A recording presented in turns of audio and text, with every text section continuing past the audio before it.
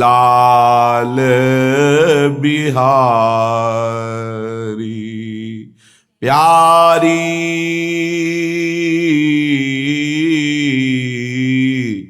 तेरो मग जोवत लाल बिहारी। तेरी समाधि अजहूं नहीं छूटत, चाहत नाहिने नेकु निहारी। तेरो मग जोवत लाल बिहारी। औचक आई द्वै कर सो मूंदे, नैन अरबराई उठी चिहारी। श्री हरिदास के स्वामी श्यामा, ढूंढत बन में पाई प्रिया दिहारी। ढूंढत बन में पाई प्रिया दिहारी।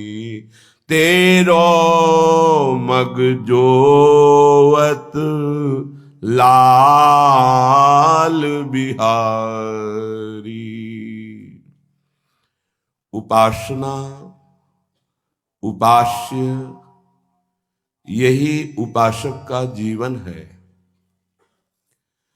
अपने उपास्य देव की उपासना में अपना सर्वस्व न्यौछावर कर देना, मानो उपास्य देव को अधीन कर लेना है। धन्याति धन्य उपासक वह है जिसने लौकिक सुखों का, संबंधों का प्यारी जू के लिए त्याग कर दिया है। प्रणाम है उस जीवन को, धन्याति धन्य है वो जीवन। धन्य धन्य धन्य तेजे इनके उपास्य है। सब अपने मन को सुख पहुंचाने के लिए जो मन कहता है वही करने की चेष्टा करते हैं, उनको उपासक नहीं कहते। वो विषयी जीव हैं। जैसा मन बुद्धि बोला वैसा कर बैठे, जो मन बुद्धि ने सलाह दी वैसी स्वीकृति कर दी। ये तो विषयी जीव का लक्षण है। उपासक का लक्षण है उपास्य देव के लिए प्राप्त सुखों का, भोगों का त्याग कर देना। बलिहार है उस बुद्धि को जो इस विचार में आती है कि मैं प्रभु के लिए, प्रियाजू के लिए हर दुख को सहूंगा, जानबूझ करके या प्रारब्धानुसार जैसी भी परिस्थिति आएगी उसको सहूंगा, पर अब संसार के भोगों में नहीं जाऊंगा, अब संसार के संबंधों को अपना नहीं मानूंगा। ये उपासक की उपासना है। इसी उपासना से उपास्य देव मिलते हैं। जब तक हम अपनापन शरीर संबंधियों और भोगों में, तो देखो हम कितने कमजोर हो जाते हैं कि हम जी नहीं सकते इनके बिना। और कैसी प्रियाजू की शरणागति की वृत्ति है कि एक झटके में पूरे त्रिभुवन के रागों को मिटा देती है। चंचल चित्त आकर्षणी, सच्ची मानिए पूरे जीवन देखा है, उनकी कृपा को देखा है, प्रतिपल संभाल को देखा है, अनंत माताओं के दुलार को देखा है। आगे हमें पता नहीं कि हमारा कदम कैसा गिरेगा, पर फूलों में गिरता है। बार बार चित्त शरणागत होने पर भी शरणागत होता है कि प्यारी जू यदि आप न संभालती तो ये जीवन नरक बन जाता, ये वासनाएं जाल में बांध लेती, ये अहंकार मिट्टी में मिला देता। करुणामयी केवल आपकी करुणा प्रतिपल संभाल रही हम सबको। आप जान नहीं पा रहे स्वामिनी जी की कृपा को, क्योंकि अहम विचार में है तो वो विचार स्वामिनी जी तक नहीं पहुंच पा रहा। नहीं, आप देखेंगे प्रतिपल आपको कितना महान बना रहे हैं श्री जी, प्रतिपल आपको कितना संभाल रहे हैं। जब ये पता चलेगा तो एकांत में रोना आने लगेगा। श्री जी, आप हमें इतना प्यार करते हैं, हम आपके लिए क्या कर सकते हैं। हमारे पास जो कुछ है वो आपका दिया हुआ है। ये तन, ये मन, ये बुद्धि, प्राण, वस्तु, जो भी, हम आपको क्या दे सकते हैं। बस आपके प्यार में, आपकी कृपा में हम बिक जाते हैं। इतना है कि अब मन वचन कर्म से आपके सिवा हमारा कोई नहीं। सच्ची कहते हैं, हृदय की बात कहते हैं। पग पग पर ये देखा है कि स्वामिनी जो कैसे संभालती है शरणागत को, पग पग पर यदि उसको अन्य भरोसा आश्रय ना हो तब वो अनुभव करता है। अगर अन्य भरोसा आश्रय है तो उसको अपनी बुद्धि की चतुराई नजर आती है, दूसरे का सहयोग नजर आता है, अन्य आश्रय में वो सुखी होना चाहता है। बलिहार है उपासना और उपास्य देव में आसक्ति हो जाना। हमारी उपासना है समर्पण, उपास्य देव को समर्पण ही हमारी उपासना है। मन का समर्पण, बुद्धि का समर्पण, इंद्रियों का समर्पण, हमारे जीवन का समर्पण, हमारे संबंधों का समर्पण। सारे संबंध हमारे लाल बिहारी बिहारी जी से, ये हमारे यार हैं, ये हमारे मित्र हैं, ये हमारे सुहृद हैं, यही हमारे माता पिता हैं, यही हमारे गुरु हैं, यही हमारे आराध्य देव हैं, यही हमारे प्रिय सखी हैं। सर्वस्व यही है। सच्चे मानिए यही हैं और नहीं है, और जो है वो भ्रम है। इसी भ्रम को अध्यात्म मिटाता है। श्रीपाद प्रबोधानंद जी महाराज कह रहे हैं, बहुत सुंदर इस श्लोक में वर्णन करते हैं कि यदि आपको वृंदावन आने को मिल गया और थोड़ी भी वृंदावन की निष्ठा आ गई तो बात बन जाएगी। निष्ठा आना जरूरी है। हृदय हमारा निष्ठा करता है पारिवारिक संबंधों की, हृदय हमारा रहता है भोगों में, विश्वास होता है संपत्ति का, भरोसा होता है सुहृद जनों का। ये बहुत ही माया की दुरंत मोहिनी चाल है जिससे निकल पाना बहुत कठिन है। दुरादपाश स्वजनान सुखमर्थ कोटिम सर्वेशु साधन वरेश चिरम निराशा। ये केवल कृपा पात्र का जीवन होता है। ना पारिवारिक संबंध सुखों का, ना अर्थ के सुखों का, ना साधना के सुखों का, एकमात्र प्यारी जो प्यारे जो के चरणारविंद के सुख का जब लक्ष्य बनता है तब चमत्कार होता है जीवन में। कहां पार्थिव पांच भौतिक शरीर में आसक्त जीव और कहां चिदानंद रस का भोक्ता बन गया।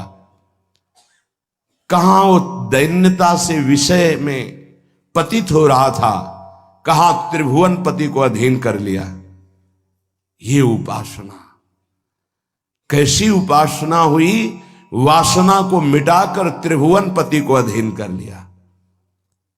प्रिया प्रीतम उस प्रेमी के अधीन होते। अगले श्लोक में आएगा। इस श्लोक की निष्ठा को समझिए।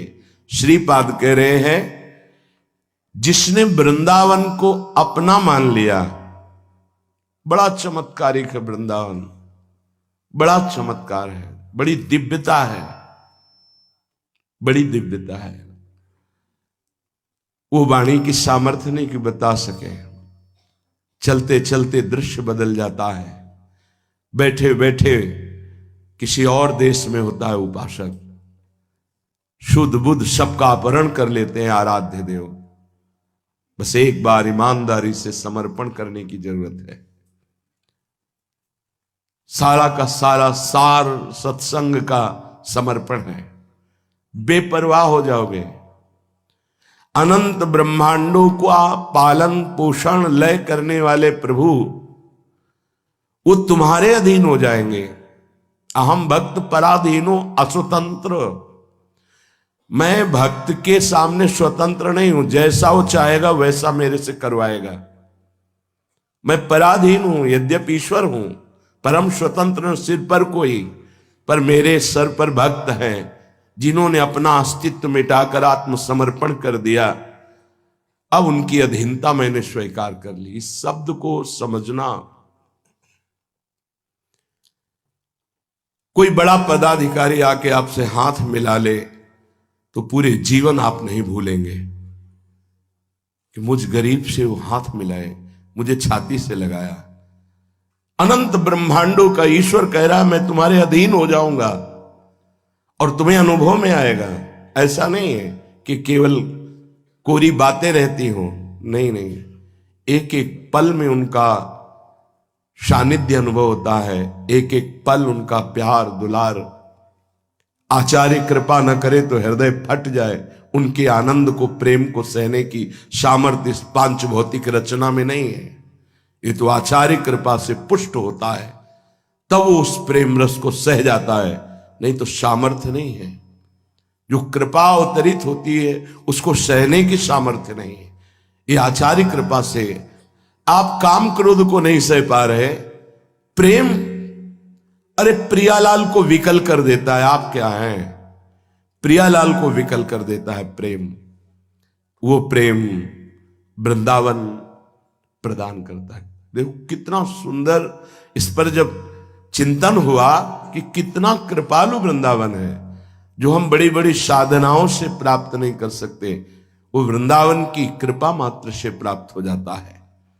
इदम भगवदर्पणाचरितम सर्वसत कर्मणाम फलंच भगवत्पदाम्बुजम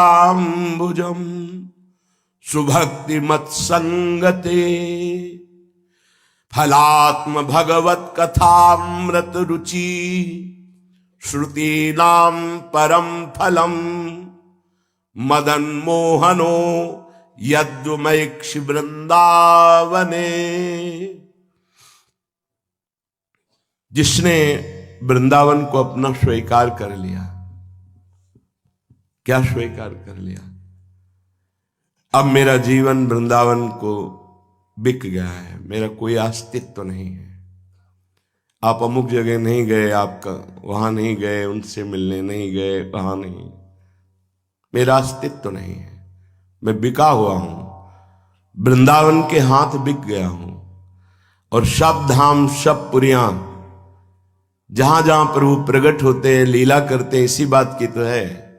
तो वृंदावन धाम तो प्रेम धाम है।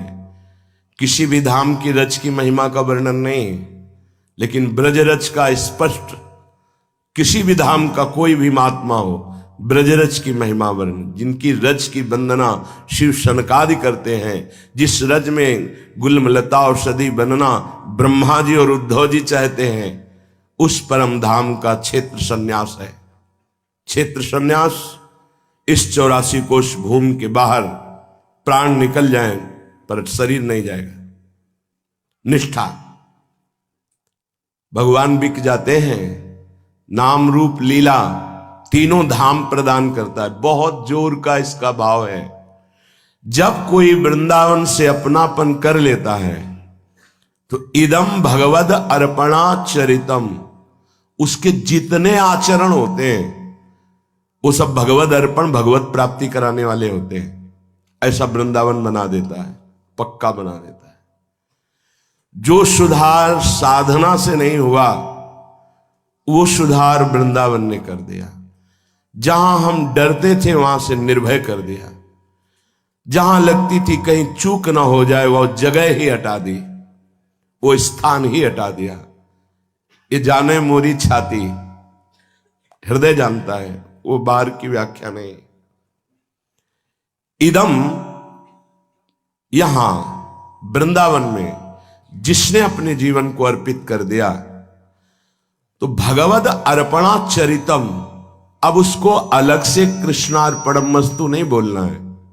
ये धाम की महिमा देखो, उसके जितने आचरण हैं वो सब भगवत प्रसन्नता वाले बनेंगे। बड़ों के घर के बच्चे से जब कुछ वस्तु टूट जाती है, फूट जाती है ना, उनको सुख होता है, मेरा है ना, क्या कमी है, लाडला है, फोड़ दिया तोड़ दिया कोई बात नहीं। ऐसे वृंदावन प्यार करता है। अरे ये त्रुटि है इसमें, ये नीच है, ये अधम है, तो क्या हुआ, मेरा है ना। इदम भगवद अर्पणाचरितम। छोटा बच्चा दौड़ करके जब पिता की गोद में बैठता, उनकी दाढ़ी नोचता, थप्पड़ मारता है, तो पिता को सुख होता है, अपमान या दुख नहीं। ऐसे वृंदावने प्रभाव सुनु अपनो ही गुण देत, किनको, जिन्होंने वृंदावन को अपने आप को बेच दिया। हे, बेच तो शरीर को भोगों में सब रहे, देख लो ना। एक बार भगवत धाम, भगवत नाम, भगवत चरणारविंद में अपने को अर्पित करके तो देखो, जिस सुख की खोज अनंत जन्मों से भोगों में कर रहे थे, गंध भी नहीं मिली, उस सुख समुद्र में डूब जाओगे। यह अलौकिक सच्चिदानंद मार्ग है। तुम लौकिक बुद्धि के कारण नहीं जान पा रहे हो, तो सदगुरु शास्त्र इन पर विश्वास करके इनके वचनों को मान लो, वो अव्यक्त वस्तु तुम्हारे सामने व्यक्त हो जाएगी। कहते हैं हमने प्रभु को देखा नहीं तो प्रेम कैसे करें, तो अपने को देखा है क्या आपने, फिर भी प्राणपन से प्रेम करते हो। अपने को देखा है, आप अपने को कभी नहीं देखा है, तभी तुम्हारी दुर्गति हो रही। तुम देह को देखा है, मन को, बुद्धि को, स्वभाव को, ये तीनों शरीर हैं, प्रकृति के हैं, तुम परमात्मा के हो। इसीलिए मान लो तो जान जाओगे, जान गए तो वही हो जाओगे, सिद्धांत समझो। इसीलिए गुरुदेव का वर्ण किया जाता है, शास्त्र श्रवण किया जाता है, उस अव्यक्त परमात्मा को प्यार करने के लिए। जैसे तुम अव्यक्त हो, तुम्हारा स्वरूप आकार रहित है, तुमने आकार में फंस करके अपने आप को बंधन में बांध लिया। अब आओ, ऐसे दिव्य आकार का भाव करो जो जीवन मुक्त महापुरुषों का वांछनीय है, प्रभु का सेवा पार्षद रूप। कैसे करें, मेरी सामर्थ्य नहीं। बोले धाम का आश्रय ले लो, धाम की प्रियता स्वीकार कर लो, तो इदम भगवद अर्पणाचरितम, जितने आचरण हैं वो सब राधा वल्लभ अर्पणम वस्तु नहीं बोलना पड़ेगा। शयन से लेकर जागृत तक, जागृत से लेकर शयन तक, और जीवन से लेकर मरण तक तुम्हारे हर आचरण भगवत प्रसन्नता वाले हो जाएंगे, हर आचरण। इसको समझाया नहीं जा सकता, इसको केवल हृदय जानता है। जिन आचरणों में निषेधात्मक शास्त्र आज्ञा है, शरणागत के द्वारा अगर कहीं चूक हो जाती है तो शरण मुस्कुरा करके आनंदित होकर उसे अपनी गोद में ले लेते हैं। ये समझ में नहीं आएगा। जैसे छोटे बच्चे से कोई गलती हो जाती, त्रुटि हो जाती, मल में गिर जाता है, तो मां कैसे, रो मत, आ जाओ गोद में। ऐसा प्यार शरणागत को प्रियाजू करती हैं, प्रियाजू का धाम करता है। ये चिदानंद धाम कोई जड़ देश नहीं। मान लीजिए, मान लीजिए कि आप वृंदावन धाम के हैं, बहुत जल्दी काम हो जाएगा। हमारे कर्म बंधन जो हमको दंड देने के लिए तैयार हैं, वो नष्ट हो जाएंगे। अहम न करो, अपने आप को महा आनंद सुख में पहुंचाने की चेष्टा करो। सर्वसत कर्मणाम, कह रहे जितने समस्त कर्म हैं वो सत्कर्म हो जाएंगे। ध्रुवदास जी महाराज बड़ी सरल भाषा में कह रहे हैं। और देश के बसत ही घटत भजन की बात, वृंदावन में स्वार्थौ उलट भजन हो जात। यहां स्वार्थ वसात कुछ सामान लेने बाजार जा रहा है, उसका भजन माना जाएगा, महाभजन। पता नहीं कितने वैष्णव जनों के दर्शन हो जाएंगे। एक कण भी वायु के संयोग से शरीर में स्पर्श हो गई, पावन हो जाता है जी। यहां वृंदावन में जो कबहू कछुक भजन नहीं होए, रज तो उड़ी लागे तनय पीवे यमुना तो। सर्व सत कर्मणाम, ये धाम की महिमा है। जिसने अपने आप को धाम के हवाले कर दिया तो उसके हर कर्म सत्कर्म हो जाते हैं, सब कर्म समर्पित हो जाते हैं और हर कर्म सत्कर्म बन जाते हैं। इस पे तर्क काम नहीं करेगा। एक जंगहा लोहा पड़ा है, सबके पैरों की ठोकरे खा रहा है, पारसमणि स्पर्श कर दिया तो चमकता हुआ सोना बन गया, क्या करोगे? लोहे में सामर्थ्य नहीं थी, ये तो पारसमणि का चमत्कार है। सेवक जी महाराज कह रहे हैं, आलय बन बसत संग पारस के, आयस कनक समान भयम। वृंदावन धाम ऐसा चमत्कार दिखाता है, जो अपना जीवन धाम को अर्पित कर देता है तो जैसे जंगहा लोहा पारसमणि के स्पर्श से स्वर्ण बन जाता है, ऐसे धाम के प्रताप से वो जैसे स्वर्ण आभूषणों के काम में आता है, श्री विग्रह को आभूषण धारण कराए जाते हैं, ऐसे ही वो नीच पुरुष वो भगवत पार्षद तनु धारण करके प्रभु की दिव्य सेवा प्राप्त कर लेता है। आलय बनवसत संग पारस के, आयस कनक समान भयम। मांगो मन मनस्य दास अपनी करी, पूर्ण काम सदा हृदयम। हे पूर्ण काम प्रिया प्रीतम, आपको मेरी जरूरत नहीं, लेकिन मेरे हृदय की मांग है कि मैं आपकी दासी बनूं, आपकी सखी बनूं, आप युगल सरकार की सेवा में रहूं। आप पूर्ण काम है, आपको मेरी जरूरत नहीं। मांगो मन मनस्य दास अपनी करे, आपके मन के अनुसार मैं आपकी दासता कर सकूं, ऐसा मुझे कृपा करके भाव प्रदान कीजिए, सामर्थ्य प्रदान कीजिए। कह रहे हैं कि फलंच भगवत पदाम्बुजम,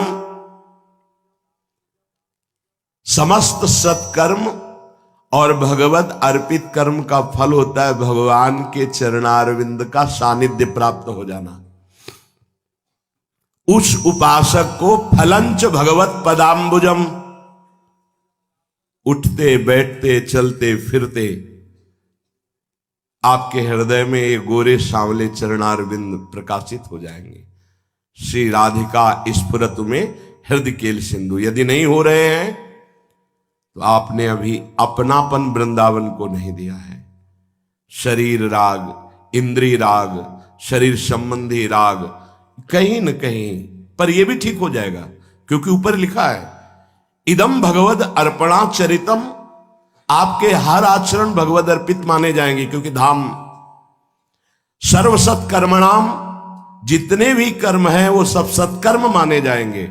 और आपके हृदय में एक दिन फलंच भगवत पदाम्बुजम, भगवत चरणारविंद आपके हृदय में जो फल है समस्त साधनाओं का, वो हृदय में जागृत हो जाएंगे।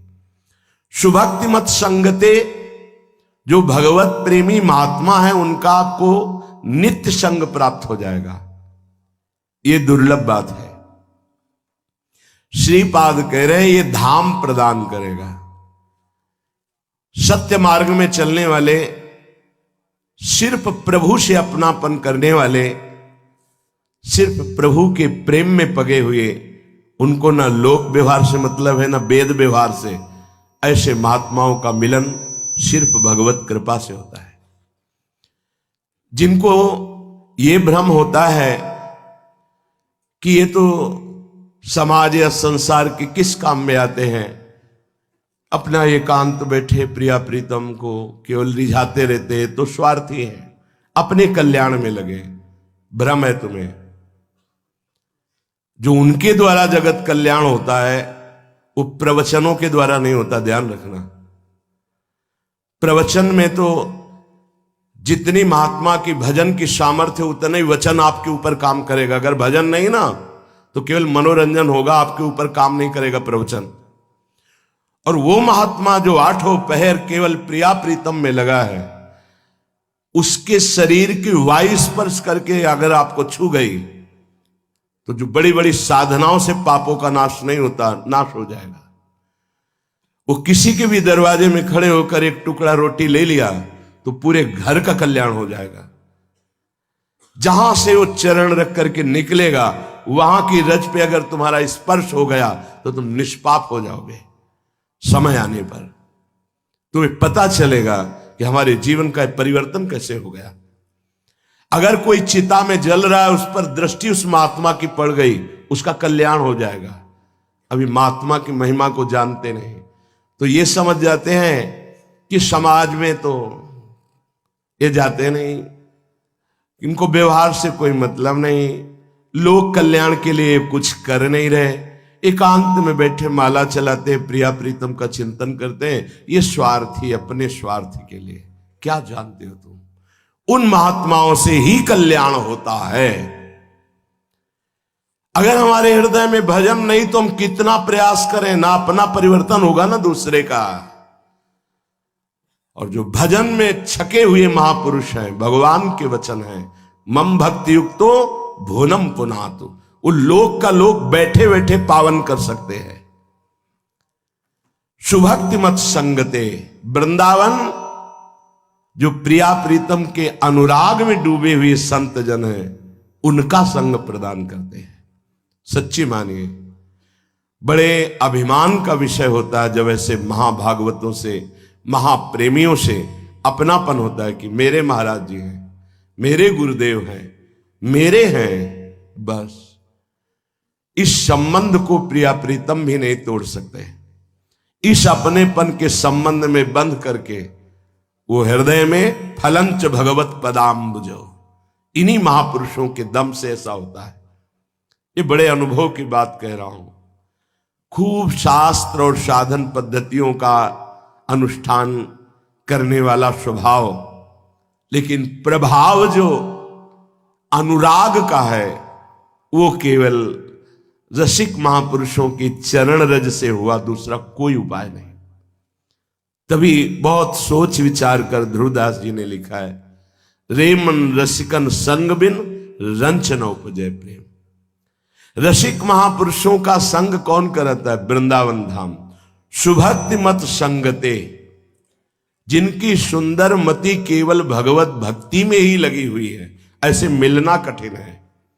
मिश्रित स्वभाव, थोड़ा विषय, थोड़ा प्रपंच, थोड़ा समाज, थोड़ा ये, वो एक अलग है। केवल प्रभु में ही आसक्ति, केवल प्रभु का ही चिंतन, उनके द्वारा जगत कल्याण होता है, जगत मंगल होता है। एक बार किसी ने सदगुरुदेव भगवान से प्रश्न किया कि जगत में प्रसार करके जगत कल्याण करना उत्तम है या एकांत में बैठकर साधना करना? वैसे तो बोलते नहीं, पर कभी प्रसन्नता होती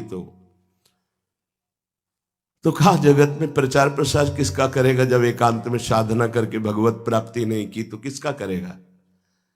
अरे पहले खूब छक के भजन कर ले, निर्विकार हो जाए तो उसको प्रचार प्रसार करना नहीं पड़ेगा, अपने आप हो जाएगा।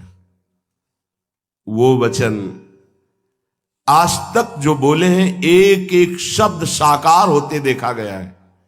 एक एक शब्द का साकार होते दर्शन हुआ है। गुरुदेव के एक एक वाक्य का जो बोले हैं उसका साकार साक्षात्कार होते देखा गया। अपने आप जगत मंगल होगा यदि पहले आप भजन छक के करो, निर्विकार हो, भगवत प्रेम जागृत हो गया तो जगत मंगल।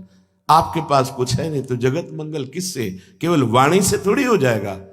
वाणी से तो बहुत बोला जा रहा है। परिवर्तन किसका होता है? परिवर्तन होता है जब यहां परिवर्तन तो वहां परिवर्तन, जब यहां भजन तो सामने भजन। भजन युक्त वाणी प्रभाव देती है। सुभक्ति मत संगते, भगवत प्रेमी महात्माओं का संग मिल जाएगा। ये भगवान के चरणारविंद की असीम कृपा से होता है, और इनकी कृपा से भगवत चरणारविंद में अनंत प्रेम हो जाता है। प्रक्षण वर्धमानम अनंत महिमाशाली प्रेम भगवत प्रेमी महात्माओं की कृपा से होता है। फलात्म भगवत कथामृत रुचि। अब संत संग का फल जागृत क्या हुआ? बोले भगवत चर्चा में ऐसी रुचि है कि जी नहीं सकते। वो सब कुछ सह सकते हैं जो प्रकृति के वार हैं, पर हम भगवत चर्चा नहीं छोड़ सकते। ये फल है साधु संग का। बड़ा सुंदर स्वरूप। जो वृंदावन में अपनापन करके वृंदावन के हाथ अपने जीवन को दे देता है, उसके हर आचरण भगवद अर्पित माने जाते हैं, उसके हर कर्म सत्कर्म माने जाते हैं, उसके हृदय में भगवत चरणारविंद प्रकाशित हो जाते हैं, उसको भगवत प्रेमी महात्मा का संग मिलता है, उसके हृदय में भगवत चर्चा सुनने की आसक्ति पैदा हो जाती है। ये बहुत जोर की बात है। बावरों सो रस में फिरे खोजत नेह की बात, प्रेम बात सुनने के लिए। बड़े भाग्यशाली। जहां भगवान की चर्चा होती वहां व्यक्त अव्यक्त सब महात्मा जन पधारते हैं, जिनको आप देख भी नहीं सकते। वो सब श्रोताओं पर कृपा करते हैं। ये सब हमारे प्रभु की चर्चा सुनने के रसिक हैं। इनको प्रेम प्राप्त हो तभी हमारा साधन काम नहीं करता, उनकी कृपा काम करती। यहां कौन कौन से धाम प्रेमी बैठे हुए आपको क्या पता? जो धाम की चर्चा हो रही, नाम की महिमा हो रही, भगवत रूप गुण की, आपको क्या पता कि आपके समीप ही कौन बैठा हुआ है? पूरे जीवन का रंग बदल देने वाला महात्मा इन्हीं के बीच में बैठा हुआ है। वो दृष्टि गोस्वामी जी को अगर प्रेत न बताता तो रोज कथा सुनने जाते थे। उनको क्या पता था महाबली महाभागवत हनुमान जी महाराज, जो ज्ञानी नाम अग्रणिम, ज्ञानियों में अग्रणी है, जो बुद्धिमताम वरिष्ठम है, वो गंदा ऐसे कपड़ा पहने ऐसे बैठे हैं। वो परिचय मिला तब जाने। ऐसे तुम्हें क्या पता यहां कौन बैठा है, किस कोटि का महात्मा बैठा है? बोले फलात्म भगवत कथामृत रुचि। काकभूषुंडी जी जानते थे क्या कि सामने हंस के रूप में देवाधिदेव महादेव बैठे हैं? जो वो चर्चा करते थे तो महादेव जी हंस के रूप में कथा सुनते थे। कौन जानता है यहां किस स्त्री पुरुष का रूप धारण करके परमात्मा प्राप्त भगवत प्रेमी महात्मा आया हुआ, क्या पता चले? वो अव्यक्त रूप में आपके पास ही बैठे, क्या पता चले? इसीलिए सभा में भगवत चर्चा जो श्रवण की जाती है तो हम जो पकड़ पाते हैं, नहीं जो असली भगवत प्रेमी महात्मा जन अव्यक्त रूप में है वो कृपा करते हैं कि सभा में आए भगवत चर्चा सुनने के लिए, इनका परम मंगल हो। इसीलिए व्रतान यज्ञ छंदांस तीर्था नियमा यमा यथा वरुंधित सत्संगा सर्वसंगो पहो ही माम। स्वयं भगवान श्री कृष्ण चंद्रजू एकादश स्कंद में कहते हैं कि सत्संग की समानता न कोई बड़े से बड़ा व्रत कर सकता है, न वेदाध्ययन कर सकता है, और ना नाना प्रकार की यज्ञ धर्म आदि की अनुष्ठान कर सकते हैं। न तीर्था बड़े बड़े तीर्थों का अवगाहन, ना यम नियम ये समानता नहीं कर सकते। क्यों? क्योंकि सत्संग सर्वसंगो पहो हिमाम। सत्संग में ऐसे ऐसे महत्यागी महत प्रेमी महापुरुष आते हैं जिनकी कृपा दृष्टि से जो हम जीवन में नहीं छोड़ सकते, वो वासनाएं छूट जाती हैं, वो आसक्तियां नष्ट हो जाती हैं, आसक्ति प्रभु के चरित्र से हो जाती है। बोले फलात्म भगवत कथामृत रुचि। कथामृत में ऐसी रुचि, देखो ना 3 बजे से 2 बजे से 2:30 बजे से यहां खड़े हैं पंक्ति में कि मुझे केवल बात सुननी प्रभु की। क्या मिलता है प्रगट में? क्या मिलता है? ठंडी का समय है, अपने कंबल से निकलना बड़ा कठिन है, पर ये आशिक हैं भगवत चर्चा श्रवण के, खड़े हैं घंटों पहले से खड़े। मुझे अवसर मिले कि मैं सामने देखते हुए भगवत चर्चा सुनूं। ये आपकी प्रीति नहीं है, ये आपके ऊपर कृपा हुई है श्री जी की लाडिलों की। तो बोले फलात्म भगवत कथामृत रुचि।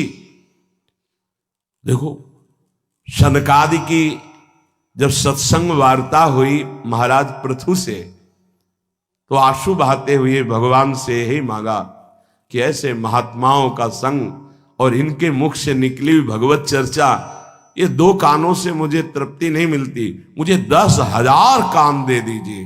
महाराज पृथु मांग रहे, प्रभु हमें वरदान दीजिए कि मेरे 2 कानों में 10,000 कानों की सामर्थ्य हो, मैं 10,000 कानों से अपने प्रीतम श्री हरि के प्यारों के मुख से उनकी चर्चा सुनूं।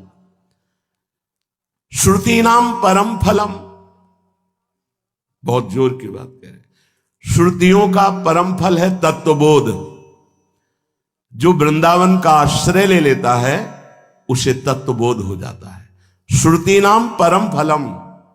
और क्या कह रहे हैं आगे, बोले मदन मोहनो यद वीक्ष, वो मदन मोहन प्रभु का दर्शन भी पा जाता है धाम की कृपा से। मोहन मदन त्रिभंगी, मोहन मुनिमन रंगी।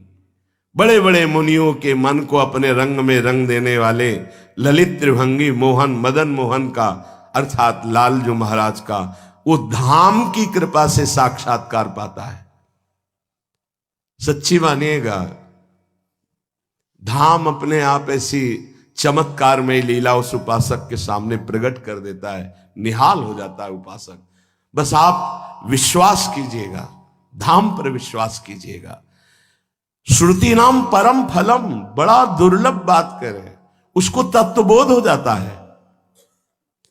मदन मोहनो यदवीक्ष्य, वो यही मदन मोहन का साक्षात्कार प्राप्त कर लेता है। मोहन मुन सघन प्रगट परमानंद गुण गंभीर गोपाला। प्रभु का साक्षात्कार कोई खिलवाड़ है? वृंदावन खिलवाड़ में साक्षात्कार प्रदान कर देता है।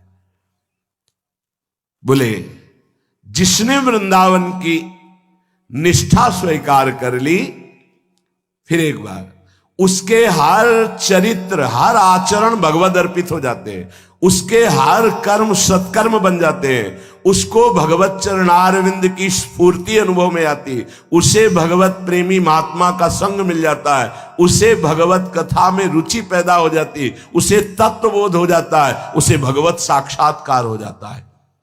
निराकार स्वरूप तत्वबोध और साकार स्वरूप मदन मोहन का दर्शन। और फिर कह रहे हैं जागृत स्वप्न सुसुप्ति नित्य मिलनो नित्यानुरागोन्नति नित्याश्चर्यम नवीन दिव्य वयसौ नित्य स्मरोन्मादिनी। उसके जागृत में तो प्रभु, स्वप्न में तो प्रभु, सुषुप्ति में तो प्रभु।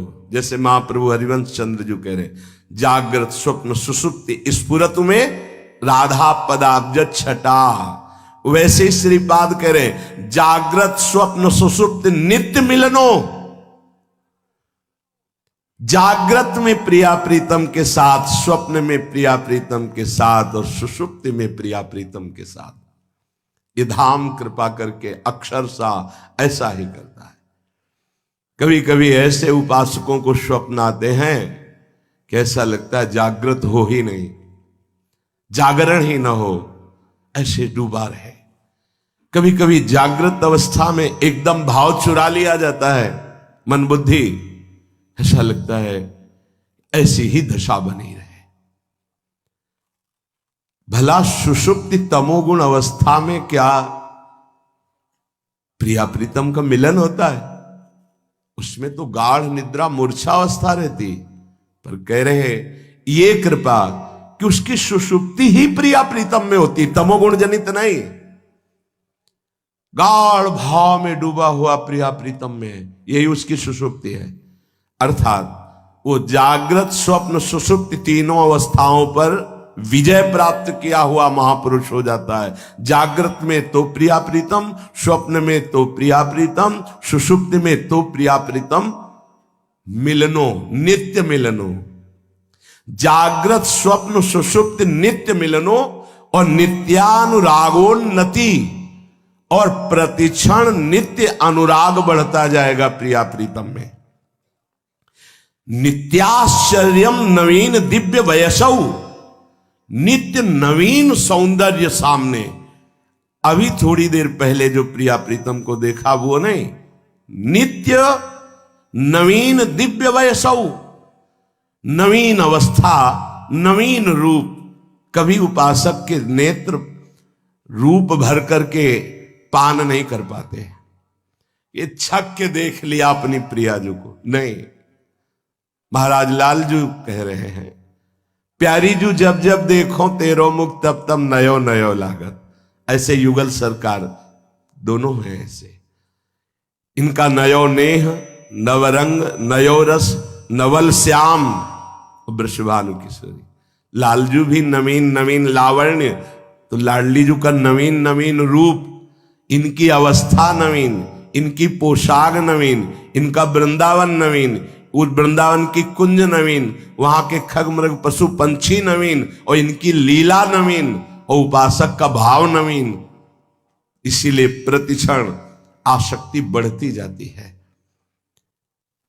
नित्याश्चर्य नवीन दिव्य वैसव और नित्य स्मरोन्मादिनी, ऐसी उसको उन्मादमयी वृत्ति मिलती है कि जब प्रिया प्रीतम के इस नित्य नवीन नववयस रूप का प्रतिपल जागृत में, स्वप्न में, सुषुप्त में वो मिलन, वो अनुभव, तो उन्माद अवस्था अंदर से बनी रहती है। बाहर से शांत दिखाई देता है, अंदर से उन्माद रहता है। नित्य स्मरोन्मादिनी ये वृंदावन प्रदान करता है।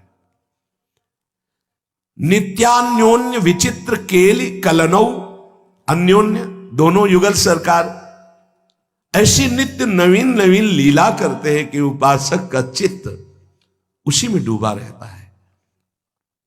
नित्याली वृंदान्वितौ, समूह की समूह नवीन सखियां उनकी सेवा में मगन, उसका दर्शन करके उपासक आनंद मगन होता है। श्री वृंदावन नागरो भज मनस तावेव नित्योज्वलो। अयमन, इस महान उज्जवल प्रेम रस में डूबे हुए हमारे प्रिया प्रीतम का, हमारे राधा माधव का, हमारे श्यामा श्याम का भजन कर। भजन करने में, प्रिया प्रीतम की आसक्ति में, सबके हृदय में ये चार बहुत बाधक है। पहला है लय, फिर है विक्षेप, तीसरा है कषाय, और चौथा है रसास्वादन। ये चार भजन की बहुत बड़ी बाधाएं हैं। ये प्राय बाहर नहीं, ये जो अंतर में डूबे हुए प्रेमी महापुरुष हैं, इन बातों का वही विशेष वर्णन होता है, नहीं तो बाहर इनका परिचय नहीं। लय, ये भजन की पहली सबसे बड़ी बाधक वृत्ति है। लय, माला उठाया, भजन शुरू किया, छूट गया माला, पहला विक्षेप। लय का दूसरा विक्षेप, भजन शुरू किया, किसी विषय में गाढ़ चिंतन में डूब गया, न नाम न मंत्र, उसका चिंतन ही नहीं हो रहा। या हम पाठ शुरू किया, किसी विषय चिंतन, किसी अन्य चिंतन में इतना डूब गए कि कितने पद कितने नंबर के गा चुके हमको खुद पता नहीं। ये श्री जी में लय नहीं है, ये विक्षेप, ये जो बाधा है उसका लय का निषेध कर रहे हैं। भजन की पूर्णता के लिए इन चार बाधाओं का त्याग करना चाहिए। ये लय कैसे मिटाया जा सकता है? जो अति भोजन करते हैं वो इस बाधा को कभी नहीं हटा सकते। अति भोजन, एक तुम्हारी भोजन की नियमावली बन जानी चाहिए, इतने में काम हो जाएगा। कई बार चर्चा की है, दोबारा परोसने की भावना का त्याग कर दो, एक बार परोसा लीजिए। ये हम बहुत अच्छे अच्छे संतों को देखा है, अच्छे साधकों को देखा है, ये बार बार परोसना और बार बार गरम गरम लेना ये अपने लिए ठीक नहीं है। मान लीजिए हमारी प्रार्थना, एक बार लीजिए, दाल इतनी, हाँ ठीक है, सब्जी इतनी, ठीक है, मीठा इतना, हाँ ठीक है, रोटी 4 रख दीजिए, 8 रख दीजिए, जितना पाते एक बार, और अब दोबारा हमें जरूरत नहीं पड़ेगी, आप अन्य संतों को दीजिए। बस एक बार परोसा लिया, नाम जप करते हैं आराम से उसे पा लिया।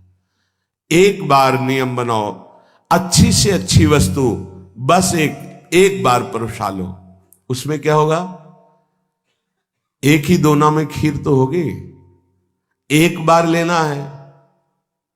देखो हम साधना कर रहे हैं, यहां निषेध है, लय ये बहुत बड़ा बाधा है भजन के लिए।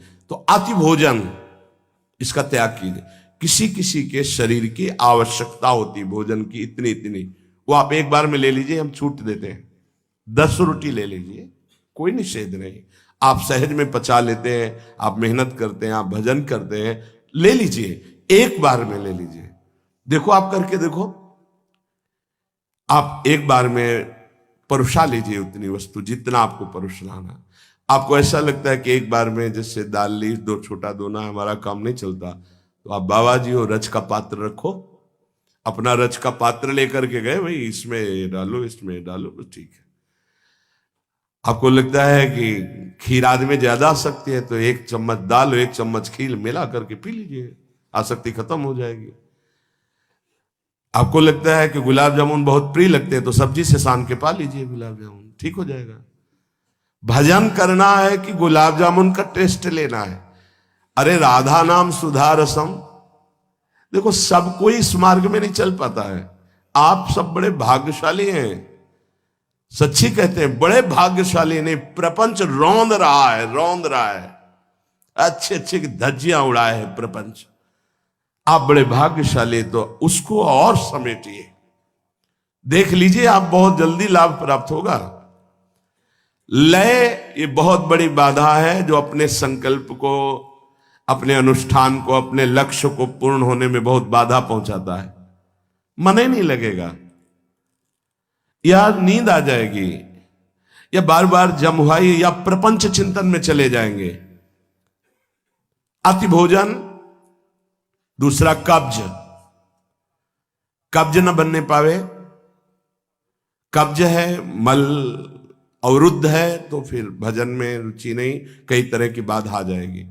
जिसका पेट साफ ना होता हो तो औषधि है ऐसी, उन औषधियों का प्रयोग करो लंबे समय तक, थोड़ा थोड़ा मृदु औषधियों का, एकदम तीक्ष्ण औषधियों का नहीं तो आपके साधन में विघ्न पड़ जाएगा। मृदु औषधियों का धीरे धीरे वो आंतों को साफ कर देगा। मलबंध नहीं होना चाहिए, अति भोजन नहीं होना चाहिए, और जो अन्न तुम्हें एक बार पाने में, पचने में परेशानी करे वो दोबारा नहीं लेना।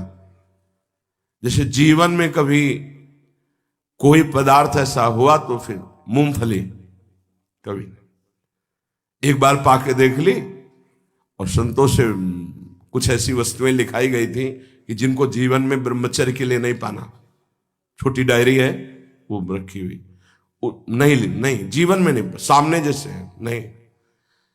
जैसे गोभी है, ये गैस बनाती है, कब्ज बनाती है, नहीं पाया। कई ऐसे पदार्थ हैं संसार वाले, उनको मेहनत करनी है, अपने को बैठना है, अपने को वाणिज्य गायन करनी, भजन करना, तो ज्यादा गरिष्ठ और गैस्ट्रिक पदार्थ ये नुकसानदायक है। जैसे सुनते हैं राजमा, ये जीवन में नहीं पाया गया, जीवन में नहीं पाया गया। क्यों?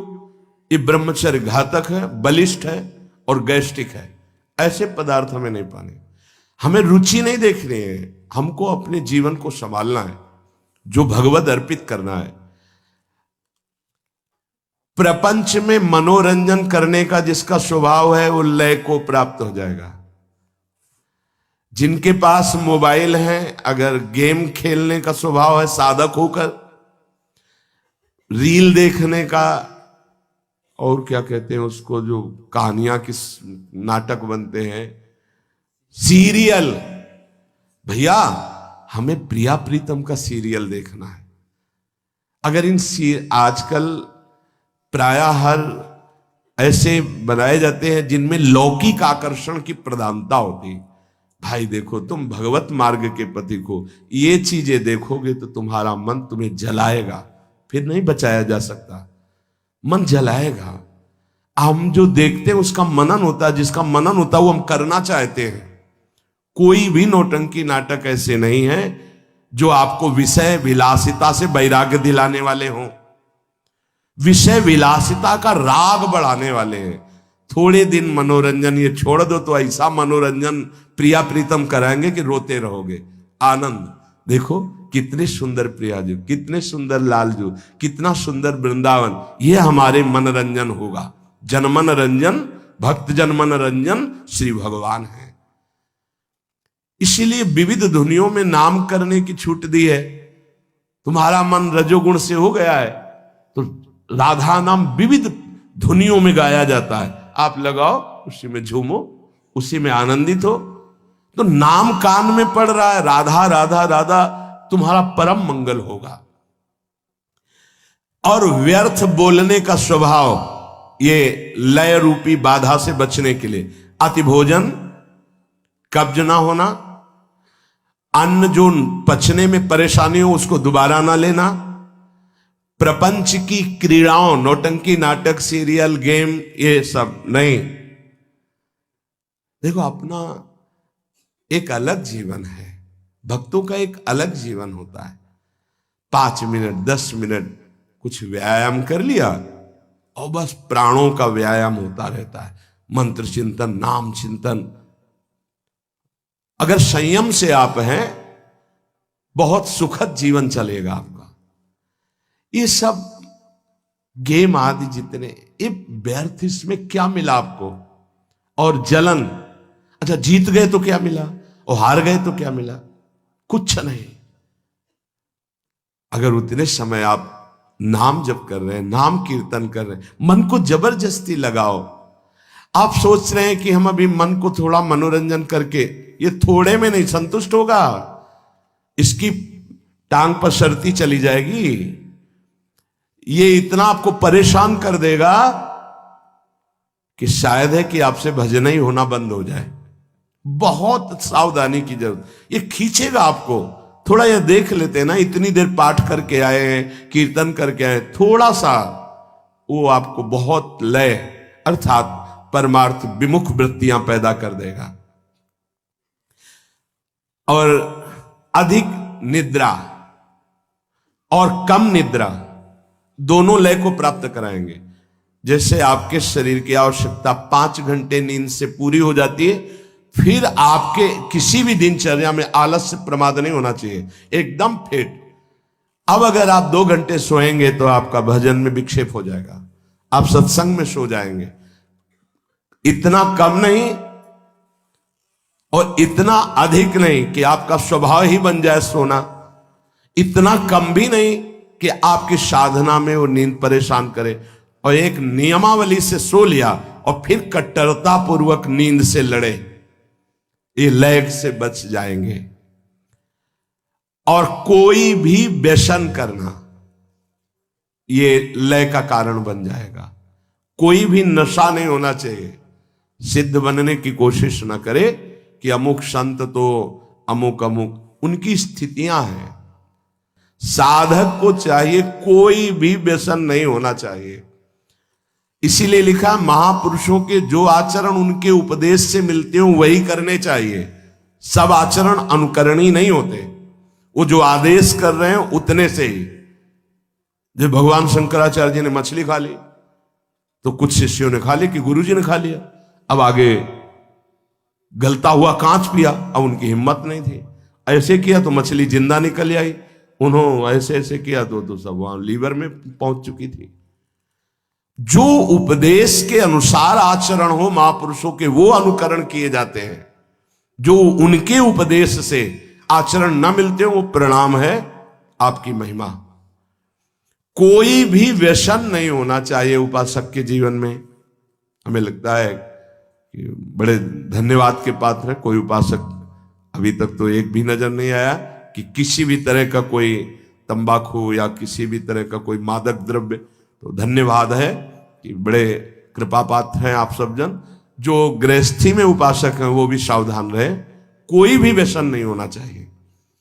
आपके अंदर जब नाम का व्यसन चढ़ेगा तो एक मादकता अपने आप चढ़ती है। अगर अन्य व्यसन करेंगे तो नाम निरंतर नहीं जप लेंगे। जिसके मुख में तंबाकू है, सिगरेट है, पान मसाला खाओगे, नाम नहीं चल पाएगा। तुम्हारी इतनी हिम्मत नहीं कि रजोगुणी मुख में मसाला हो और तुम्हारी चित्तवृत्ति भगवदाकार हो। नहीं, कोई भी व्यसन नहीं होना चाहिए, तो लय से बच जाओगे। अति भोजन, मलबंध अर्थात कब्ज नहीं होनी चाहिए। वो अन्न नहीं पाना चाहिए जो पचने में परेशानी करता है। कोई भी प्रपंच की क्रीड़ा नहीं देखनी चाहिए, जिसे सीरियल, नौटंकी, नाटक, के फिल्म आदि। और अधिक नींद और कम नींद दोनों नहीं होनी चाहिए, युक्त, जितने जीवन के लिए आवश्यक है उतनी नींद।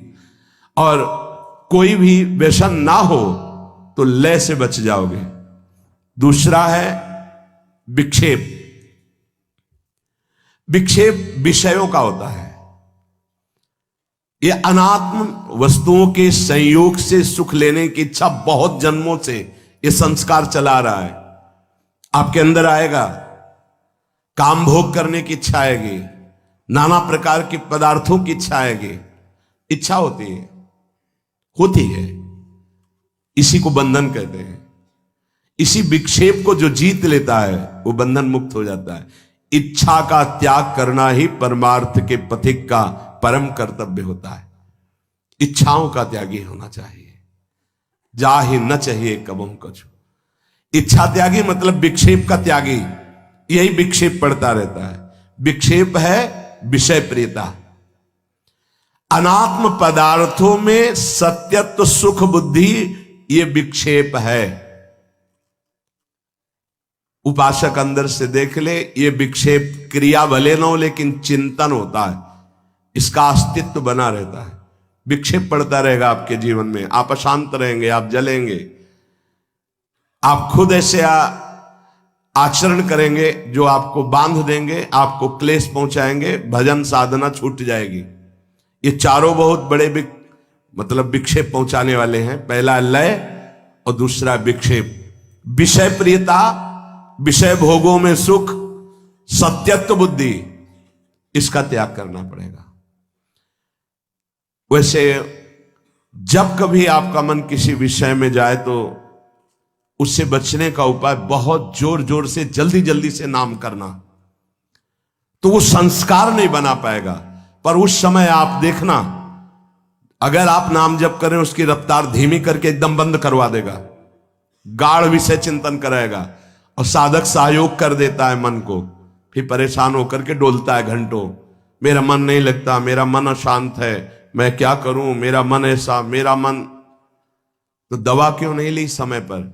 जिस समय तुम्हारा मन विषय में गाढ़ चिंतन कर रहा था, उस समय तुमने चिंतन करने क्यों दिया?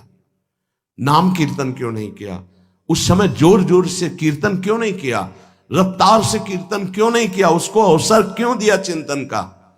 हर विक्षेप की काट भगवत चिंतन है। उस समय चिंतन ना बने तो कीर्तन करो। उस समय किसी भी तरह विषय चिंतन का अवसर ना दो। हृदय जलाएगा, तुम्हें परेशान करेगा, पर तुम उस परेशानी से परेशान मत हो। यही सबसे बड़ी तपस्या है। जीत जाओगे, जीत जाओगे। नहीं, हरि गुरु बड़े कृपालु हो, बार बार तुम्हें वही सब देंगे। देख लो, करके देख लो क्या मिलेगा।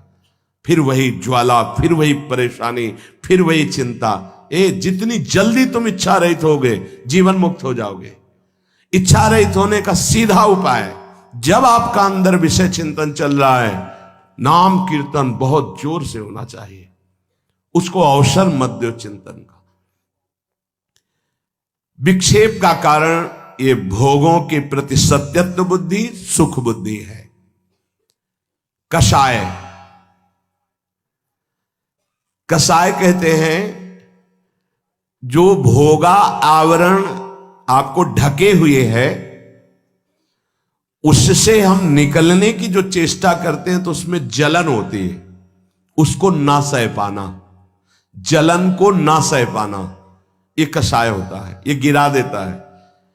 कच्चे साधकों को, अधकचरे योगियों को ये भ्रष्ट कर देता है कषाय।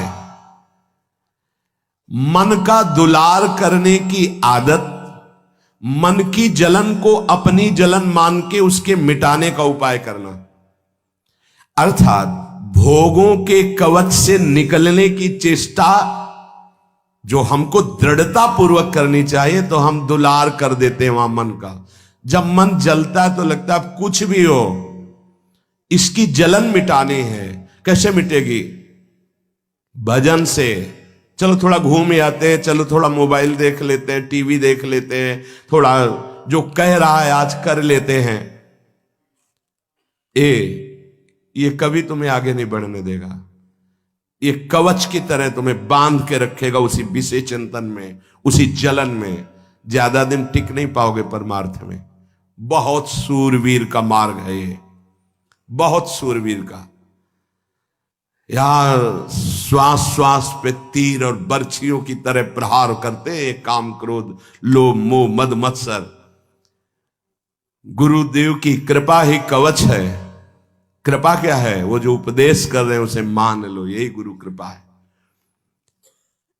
ये मन पर जो भरोसा कर लेना, ध्यान दीजिए, मन पर भरोसा कर लेना कि अगर ये जो मांग रहा है हम दे देंगे, शांत हो जाएगा। धोखेबाज, भारी धोखा खा रहे हो आप, बहुत बड़ा धोखा खा रहे हो। ये मन तुमको फंसा के और जला देगा।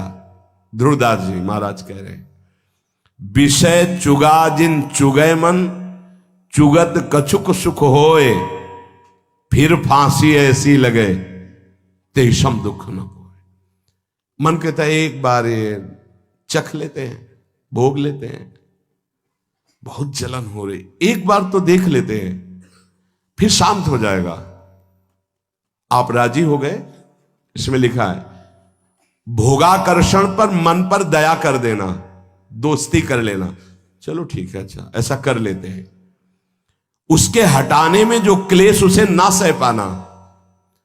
अब क्या करेगा? 5 मिनट के लिए तुम्हें शांति दे देगा कि हाँ राधा राधा राधा राधा, बड़ा शांति मिली। अब इसके बाद जब आएगी उसमें ज्वार भाटा, फिर दोबारा कितने मिनट बाद आती है, लौट करके कुछ कहा नहीं जा सकता। हो सकता है थोड़ी ही देर में आ जाए, हो सकता है शाम तक। अब जब आएगी तो तुम्हारी ताकत नहीं कि तुम रोक सको, तुम्हारी दस्तखत करने की जरूरत नहीं, वो घसीट लेगा तुम्हें। अगर पहली बार में ही लड़ गए, नहीं छूंगा, नहीं करूंगा, नहीं भोगूंगा, नहीं देखूंगा, नहीं, राधा राधा राधा राधा राधा, इसको सह गए तो कषाय को मिटा दिया। जो विषय भोगों का कवच तुम्हें बंदी बनाया था, तोड़ दिया तुमने, चक्रव्यूह को तोड़ दिया इसके। ध्यान दीजिए, मन पर दया नहीं करनी, मन पर दुलार नहीं करना, मन की जलन को अपनी मानकर टूटना नहीं है। जल, गंदा सोचता है तो जलेगा नहीं, और क्या होगा? अगर आप उसकी जलन को बता दिया किसी से तो सह नहीं पाओगे। समझ लीजिए, इसके ये युक्तियां हैं जिससे जीता गया है इस विषय पर।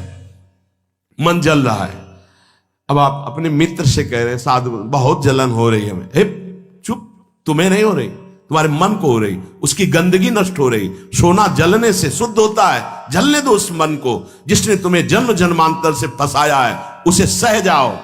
सह ना पाना, उस पर दया कर देना, उससे दोस्ती कर लेना, ये कषाय है, जीव को आगे नहीं बढ़ने देता।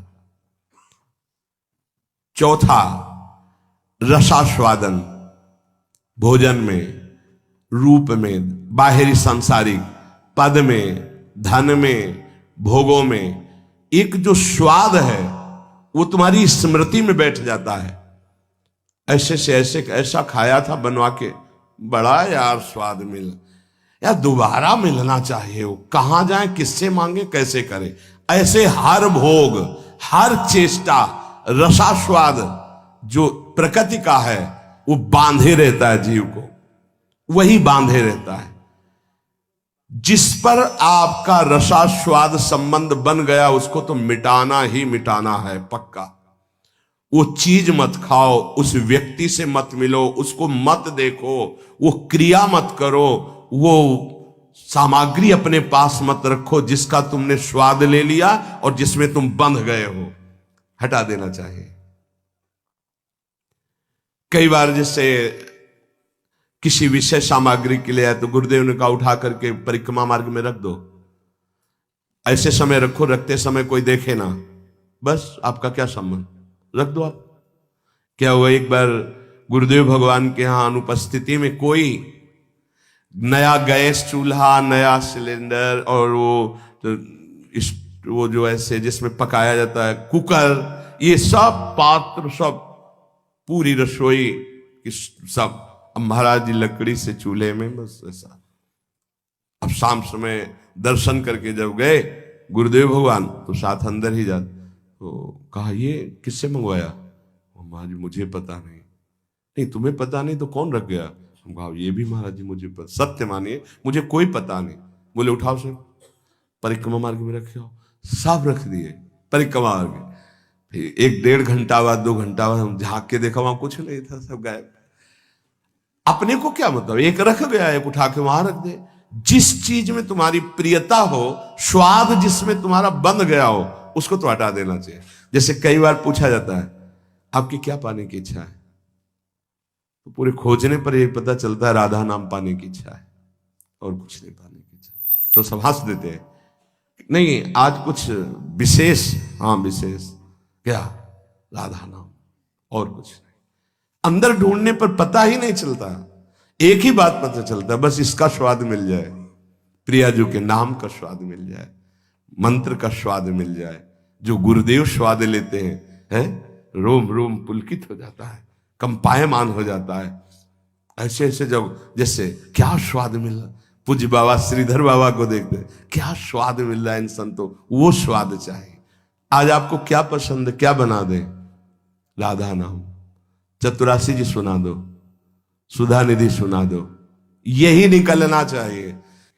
ध्यान रखना है, ये रसास्वाद, भगवत रसास्वाद तब तक नहीं होगा जब तक इंद्रियों को आप ये रसास्वाद दे रहे हैं। ये 4 हैं, ये चारों उपासक को भगवदानंद से विमुख रखते हैं। पहला लय, दूसरा विक्षेप, तीसरा कषाय और चौथा रसास्वाद। क्या भजन करने का कोई विशेष अधिकारी होता है कि वही कर सकता है भजन?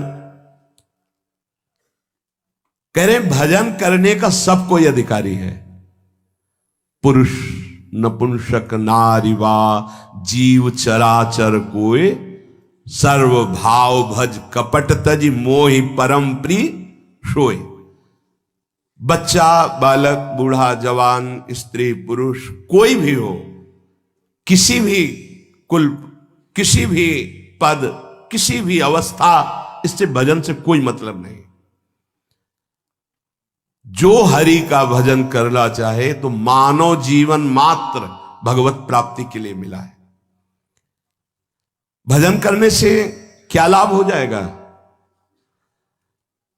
आप समस्त दुखों से छूट जाएंगे, आप अपने स्वरूप को प्राप्त हो जाएंगे, आपका परमात्मा स्वरूप से प्रेम हो जाएगा।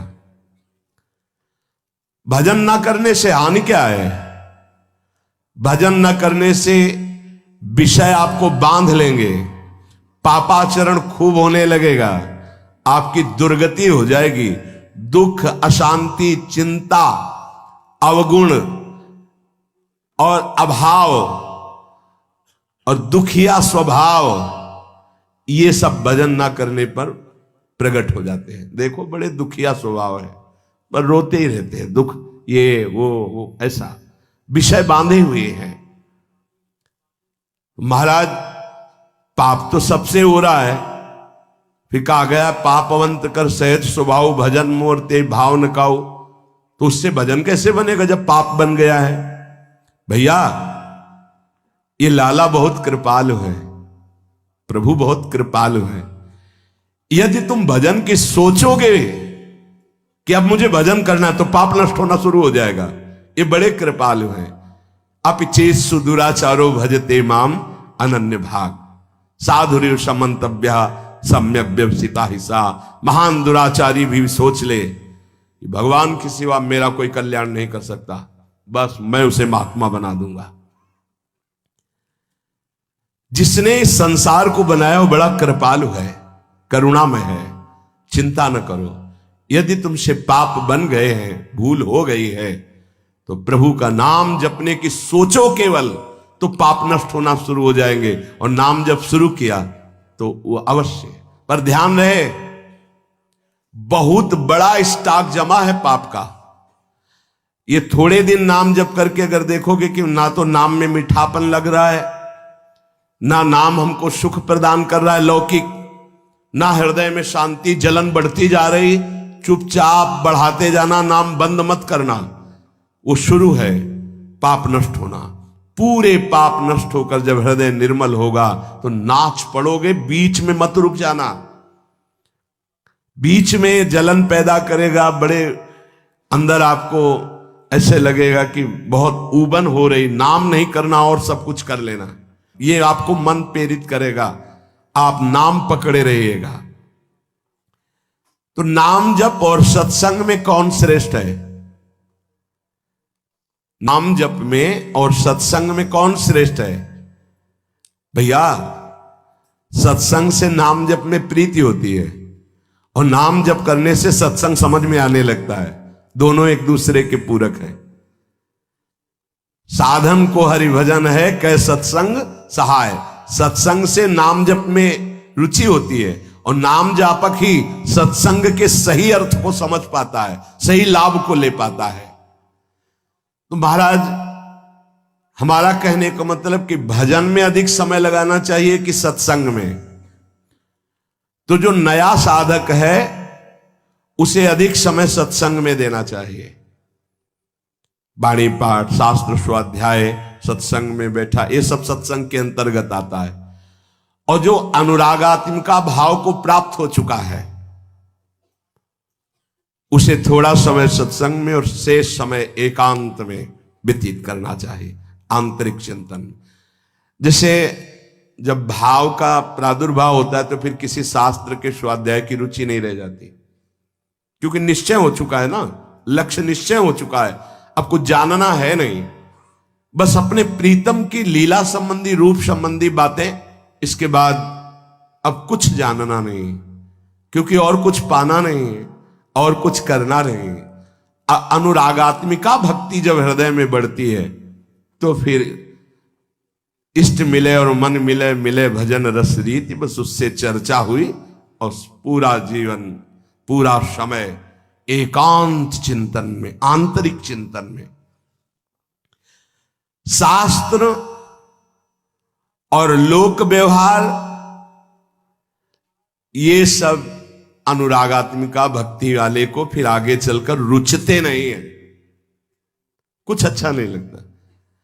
अगर ये सत्संग न करना हो तो समय ही नहीं है ना, इसके लिए अंतर की वृत्ति को छोड़कर बाहर आना पड़ता है।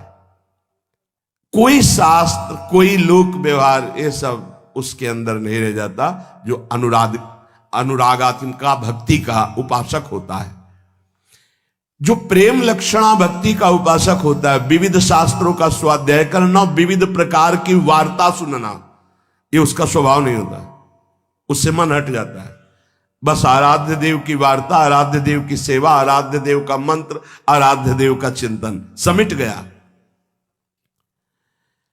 बाबा भजन करने में ये संचित कर्म बहुत बाधा देते हैं। क्या ये बात सही है कि जैसे भजन में लगे तो कहो इतनी प्रतिकूलता आ जाए, इतना दुख आ जाए कि आपका भजन छूट जाए? हां, भजन करने में संचित कर्म बाधा पहुंचाते हैं, पर दृढ़ता यदि है तो बाधा कुछ बिगाड़ नहीं पाएगी, आगे बढ़ जाएगा, बाधाएं नष्ट हो जाएंगी। प्रायः यदि गुरु वचनों पर दृढ़ नहीं है तो फिसल जाएगा और बाधा गिरा देगी। पूर्व के पाप, पारिवारिक मोह, विषय भोगों की इच्छा, कहो ऐसा अपमान का वातावरण कि तुम्हारा उपहास हो, तो लगेगा कब तक सहे, छोड़ो यार। वो बाधाएं उसे परास्त कर देंगी। बाबा कह रहे हां, भजन करने के लिए जब कोई कमर कसता है तो पूर्व संचित पाप बाधा डालते हैं, पर जिसका दृढ़ संकल्प हो गया है, पीछे कदम नहीं हटाना, इसमें ध्यान रखना, पीछे कदम नहीं हटाना। इतनी सीख ले लो, जितनी माला में पहुंचे उससे नीचे नहीं उतरना, जितना पाठ में पहुंच चुके उतना पाठ करना, जितना त्याग में पहुंच चुके उतना कदम मजबूत जमा लेना, पीछे मत हटना। हर बाधा आपको आगे बढ़ा देगी, पीछे नहीं हटाएगी। बाधा तो आएंगी, आती हैं, बड़े बड़ों के जीवन में आती हैं। देखो ना, राधा बाबा अनुष्ठान में बैठे तो पैर फिसला, टूट गया, अंग टूट गया। ये पूर्व संचित कर्म जो हैं, पाप कर्म, ये बड़े बड़ों को बाधा पहुंचाते हैं। बस दृढ़ता होनी चाहिए। संचित कर्म दृढ़ भाव वाले साधक के जीवन में कभी बाधा नहीं पहुंचा सकते। ये बातें पकड़नी चाहिए, नहीं प्रायः फिसलन हो जाती है। भजन करने वाले उपासक को इतना दृढ़ हो जाना चाहिए कि अब चाहे प्राण निकल जाए, अब मैं रुकूंगा नहीं, इस मार्ग को छोड़ूंगा नहीं, अब जो होगा देखा जाए, कोई बाधा नहीं परास्त करेगी। नहीं, कदम कदम पे बाधा आती, कदम कदम पे, क्योंकि पूर्व पाप बख्शेंगे थोड़ी आपको, वो तो आपको गिराना चाहेंगे। और अगर भजन चल रहा है, नियम ले लिया, गुरु वाक्यों पर चल रहे हो, तो वो खुद नष्ट हो जाएंगे, क्योंकि असत कर्म है वो।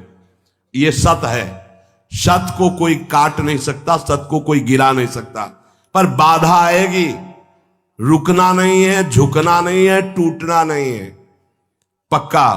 ये रोज सत्संग में सुन रहे हैं, मानो आपको रोज वो युक्तियां मिल रही जिससे आप आगे बढ़े। इसमें दृढ़ता के लिए सबसे पहला सत्संग है। पर यह है कि कुसंग भी बहुत जोर का होता है। यद्यपि सत्य के आगे कुसंग क्या है, पर आपको परिणाम में अगर बताएं तो 10 साल का सत्संग और 10 दिन का कुसंग, इतना प्रभावशाली। तो आप कहेंगे फिर सत्य का इतना धीमे प्रभाव पड़ता है, इसलिए कि बहुत जन्मों से हमारी इंद्रियां सब कुसंग में राजी रही है। जैसे इस बिल्डिंग को बनाने के लिए कितने महीने लगे होंगे, लेकिन इसको गिराने के लिए दिन चाहिए, केवल 1 दिन, 2 दिन, 3 दिन। बनने में वर्ष लगे होंगे।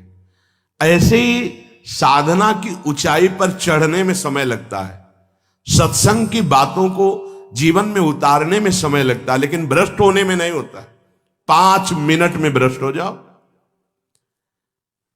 सत्संग, सद्विचार रहना, दूसरा दृढ़ता का जो बाधा तुम्हें गिरा नहीं पाएगी। अब साधक के अंदर असद विचार पाए जाते हैं। ओखली पे सर रख दिया तो चोट गया, क्या गिनना। जब प्रभु के लिए जीवन अनंत जन्मों से भटक रहे हो, इसी में भटक रहे हो, बस समझ लो ये बाधा आई है तुम्हारे जीवन को बर्बाद करने के लिए। अगर लक्ष्मण रेखा से बाहर निकल गए तो मिट्टी में मिला देगी ये माया, मान लो प्रार्थना। अगर आप लक्ष्मण रेखा के अंतर्गत रहे, आज्ञा के अंतर्गत, तो बाधा तुम्हें परास्त नहीं कर पाएगी। नहीं तो जो दुर्गति का केंद्र है, आगे देख लेना, पर आप कह नहीं पाओगे, वो अंदर की मार होती है माया की। भजन करने वाले को संचित कर्म बाधा पहुंचाने के लिए आते हैं, पर बचा जा सकता है इसी से, सत्संग और सद्विचार। जीवन का हमारे जो बर्बादी का प्रभाव पड़ेगा पूर्व संचित कर्म, वो हमारे विचार बदलता है। ध्यान रखना, पहले बुरी दशा आने के पहले बुद्धि बदली जाती। जब साधक का विचार बदलता है तभी घबरा जाते हैं हम, अरे अरे ये क्या। पर वो आक्रमण विचार में करता है, कर्म पहले विचार को बदलता है। यहां कह रहे सत्संग और सद्विचार, तुम्हारे अंदर असद विचार आने ना पावे। हे, कौन से मन से तुमने हां कहा, कौन से मन से तुमने भगवत मार्ग में उत्साह बनाया, कौन से मन से तुमने संसार से बैराग लिया। अब उस मन को क्यों भूल गए?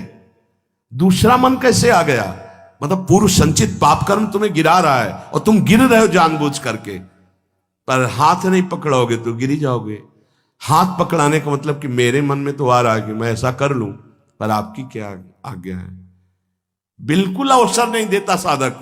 आपकी क्या इच्छा है, अवसर नहीं देता। सीधे बात, मैं ये नहीं करूंगा, मैं ये ऐसे मैं तब हंसी आती है। अय पुरुष संचित कर्म, तू मेरे से बलवान निकल गया, जा घसीट ले जा। अब क्या कर सकता हूं, मेरी कबड्डी के खेल में आउट हो गया है, नहीं पकड़ पाऊंगा। अगर उपासना में आपका प्रवेश है तो एक प्रार्थना मान लीजिए हमारी। आपका मन कह रहा है कि मैं खाऊंगा, मैं भोगूंगा, मैं देखूंगा, मैं ऐसे चलूंगा, मैं ऐसा, तो आप छूट दे दो गुरु को और इष्ट को कि प्रभु। एक बहुत बड़ी महान वक्ता हुई राबिया जी, ऐसा उन्होंने कहा था कि प्रभु यदि मैं स्वर्ग मांगू तो नरक भेज देना, जो मैं मांगू मेरी बात कभी पूरी ना करना। क्या, तो हम कम से कम इतनी तो गुरु को इष्ट को जगह दे दें। महाराज मेरा मन कह रहा है कि मैं भोगों में जाऊं, मेरा मन कह रहा है संसार में जाऊं, मेरा मन कह रहा है मैं ये नहीं कर पाऊंगा। आपकी क्या अनुमति है, आपका क्या स्वरूप है, आप क्या आज्ञा करते हैं, इतना तो जगह रखो। आप तो जगह ही नहीं रखते, पूरी लाइन क्लियर कर देते हैं, कोई अधिकार ही नहीं देते। नहीं, मैं ऐसा नहीं करूंगा, मैं ये नहीं कर पाऊंगा, तुम कुछ भी नहीं करने लायक हो। जिनकी कृपा से तुम कर रहे थे, वही कृपा तुम्हें आए हुए इस भारी आक्रमण से बचा लेगी, और आगे चलकर तुम्हें खुद रोना आएगा कि बचा लिया मुझे, नहीं तो आंधी आई थी और मुझे गिरा देती।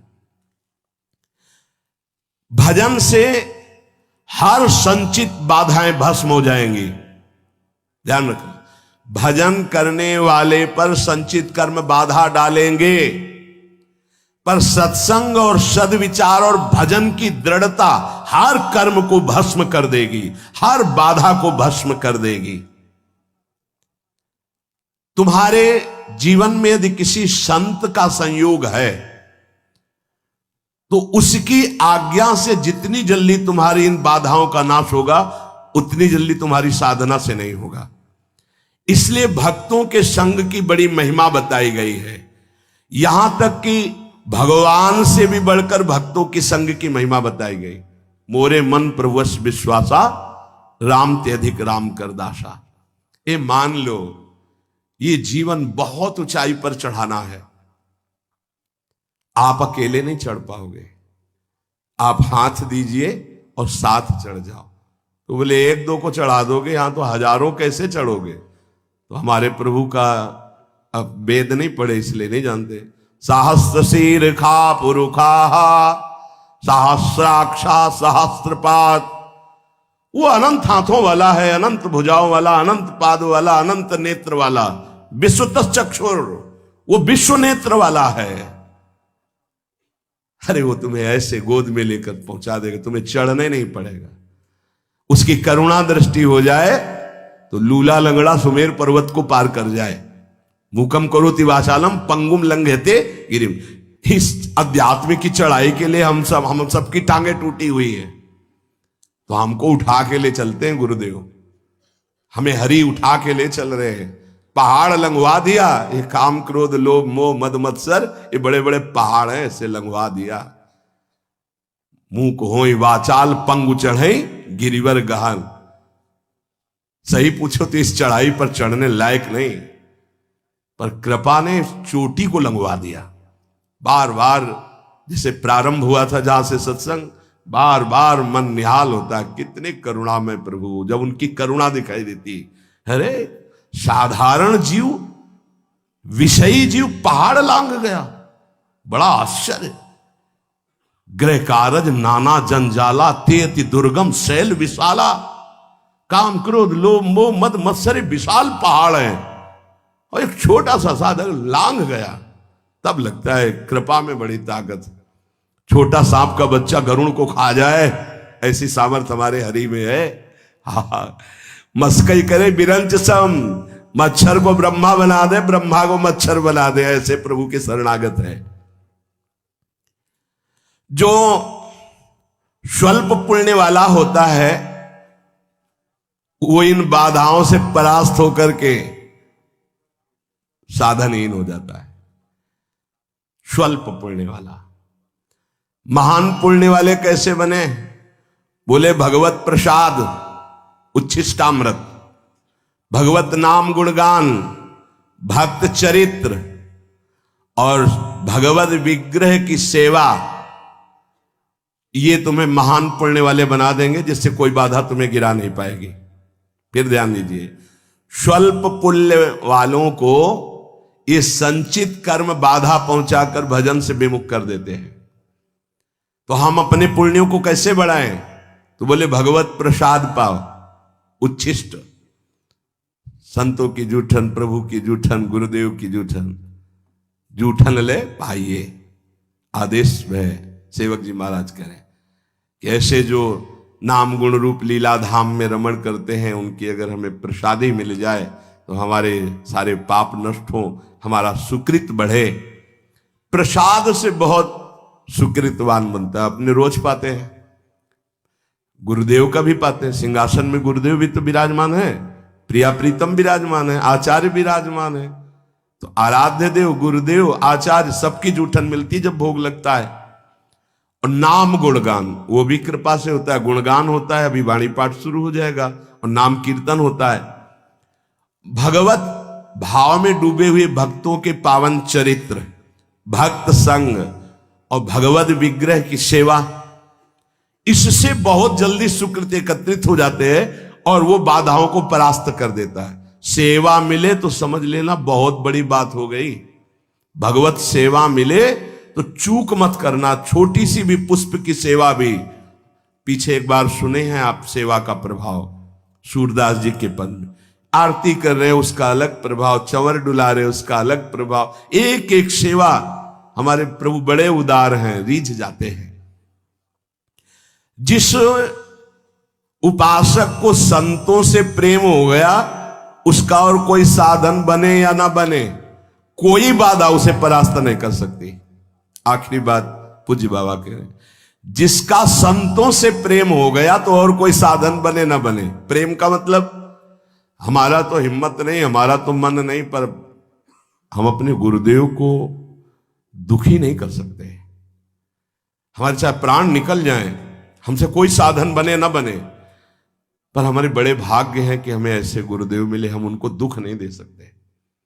श्री जी से सदैव यही प्रार्थना रहती है कि एक ही मांग है कि हमारे कभी ऐसे कोई आचरण न बन जाए जिनको सुनने के बाद गुरुदेव को दुख हो। बस इस जीवन में एकमात्र लक्ष्य है मेरे गुरुदेव की मुस्कुराहट।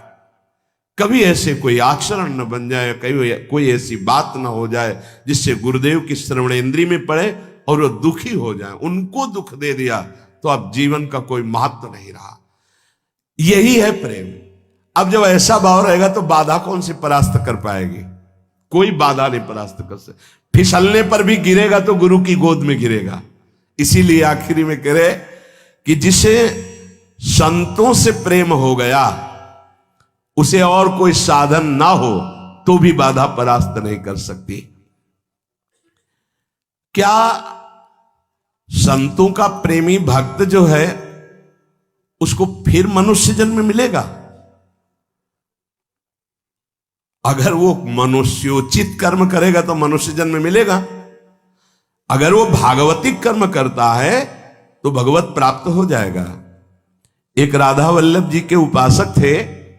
एक समय उनको बुखार और सन्निपात हो गया, तो सन्निपात में भी वो गा रहे थे बनी श्री राधा मोहन जी की जोरी।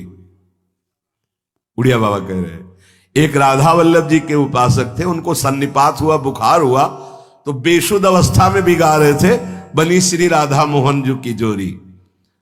और एक ठेकेदार था, उसको जब सन्निपात हुआ तो वो ये कह रहा था कंकड़ लाओ, ईंट रखो, और गालियां बक रहा है, तू खड़ा क्यों है? सन्निपात में बोल रहा है।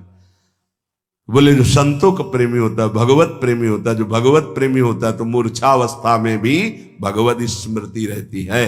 अब उसका मनुष्य जन्म कैसे हो जाएगा? अगर वो सांसारिक कार्य वाला है, भगवत भजन नहीं करता है, तो फिर उसके कर्म के अनुसार उसका जन्म होगा। सदा तद्भाव भाविता वाला महापुरुष कैसे जन्म ले सकता है? अगर जन्म होगा तो वो कर्म बंधन युक्त नहीं, वो जगत पावन करने वाला होगा। जैसे अपने लोग संतों को कहने लगते हैं तो भगवान के अवतार हैं, तो वास्तविक वो अवतार ही है, वो कर्म बंधन से नहीं आए, वो भगवत प्रेरित होकर, वो भगवत प्रताप रूप से अवतरित हुए जगत मंगल करने के लिए। तो हमारा उद्देश्य भगवत प्राप्ति। पैर ऐसे जमाओ कोई भी प्रलोभन या भय तुम्हें इससे गिरा ना पावे। इस दिन भर बड़े बड़े महापुरुषों की बातें चयन करके आपको सुनने को जो मिलती हैं, अगर आप इनको जीवन में उतारेंगे नहीं तो हमारा प्रयास विशेष सफलता का रंग नहीं लाएगा। आप हम पर कृपा करें, हमारी मेहनत को सार्थक करें।